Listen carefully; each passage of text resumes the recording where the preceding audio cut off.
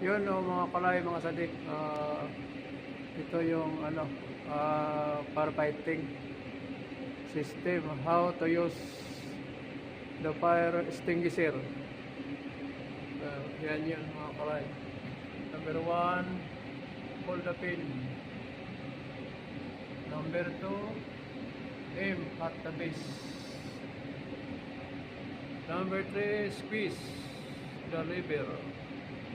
Number 4, sweep the spray. So yan yun. Ulitin natin.